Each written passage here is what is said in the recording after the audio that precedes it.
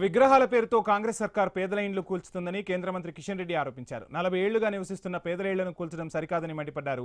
పేదల ఇళ్లను కూల్చకుండా సమగ్ర ప్రణాళికతో మూసీ ప్రక్షాళన చేపట్టాలని డిమాండ్ చేశారు. రాష్ట్రం డ్రగ్స్ గంజాయి నిర్మూలనకు కఠిన చర్యలు చేపట్టాలన్నారు. సనత్ నగర్ నియోజకవర్గం బన్సీలాల్పేట డివిజన్ చాచా నెహ్రూ బస్తీలో కేంద్ర మంత్రి పర్యటించారు. బస్తీల్లో పర్యటించి ప్రజల సమస్యలను అడిగి తెలుసుకున్నారు. సమస్యల పరిష్కారం కోసం సంబంధిత అధికారులకు ఆదేశాలిచ్చారు. ఈ సందర్భంగా స్థానిక ప్రజల ఆధ్వర్యంలో నిర్వహించిన బాల్య వివాహాలపై అవగాహన కార్యక్రమంలో కిషన్ రెడ్డి పాల్గొన్నారు. ఏ రకమైనటువంటి ఆర్థిక సంక్షోభం జిహెచ్ఎంసీలో ఉండేదో ఇప్పుడు కూడా పేద ప్రజలు నివసించేటువంటి బస్తీలలో అదే రకమైనటువంటి సమస్యలు ఉన్నాయి.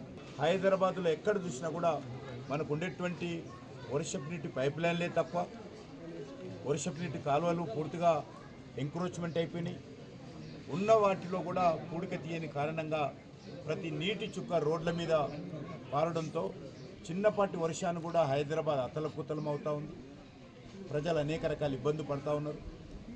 కాబట్టి ఈ సంవత్సరం ఇంతవరకు కూడా మరి కాంట్రాక్టర్లు వర్షపు నీటి కాలువల్లో పూడికలు తీసేటువంటి పని పూర్తి స్థాయిలో ప్రారంభం కాలేదు. వర్షపు నీటి కాలువల పునరుద్ధరించే కార్యక్రమం కానీ, వీధి లైట్లను రిప్లేస్ చేసే కార్యక్రమం కానీ, బస్తీలో ఉన్నటువంటి రోడ్లను పునరుద్ధరించే కార్యక్రమం కానీ వెంటనే చేపట్టాల్సిందిగా నేను